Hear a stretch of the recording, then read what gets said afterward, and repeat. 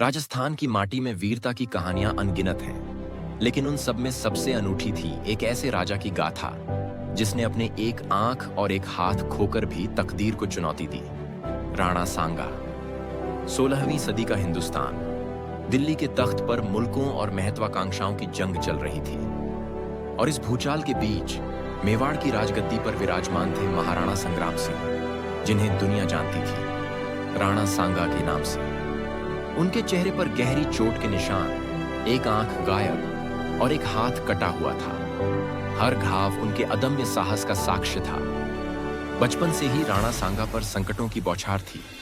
राजसी द्वंद्व, आपसी साजिशें और बाहरी आक्रमण, लेकिन हर बार वे गिरकर उठे और अपने लोगों की आशा जगाते। जंग के मैदान में राणा सांगा की तलवार गरजती थी। उनके रण कौशल और रणनीति से दुश्मनों के दांत खट्टे हो जाते थे।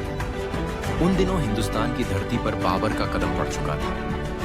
बाबर, जिसने फरगाना और समरकंद छोड़े, अब भारत में अपना मुकाम बना रहा था। उसने पानीपत के मैदान में इब्राहिम लोदी को हराया और दिल्ली का मालिक बन चुका था।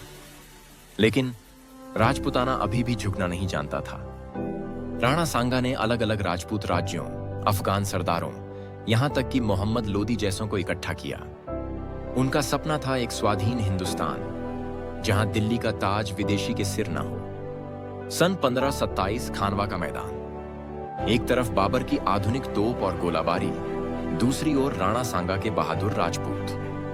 तोपों की गड़गड़ाहट के बीच राणा सांगा प्रहार पर प्रहार करते रहे, इवन व्हेन पॉइजन्ड एंड वुंडेड। उनकी एक आंख से लड़ाई देखना, एक हाथ से तलवार चलाना और दुश्मन की फौज में हाहाकार मचाना, यही उनकी पहचान थी। लेकिन बाबर की नीति, बारूदी हमला और गद्दारी ने युद्ध का रुख मोड़ दिया। सांगा घायल हुए, बेहोश होकर मैदान छोड़ा, लेकिन उनकी जिजीविषा टूटने वाली न थी। अंततः अपने ही किसी विश्वासघाती के जहर से राणा सांगा का अंत हुआ, but not his legend. Rana Sanga सिर झुकाकर इतिहास से गुम नहीं हुए, वे अमर हो गए, हिम्मत और स्वाभिमान के प्रतीक बनकर।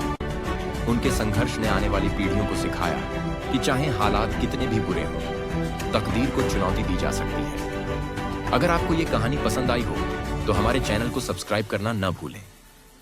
अगला अध्याय अगले योद्धा की गाथा लेकर फिर मिलेंगे। धन्यवाद।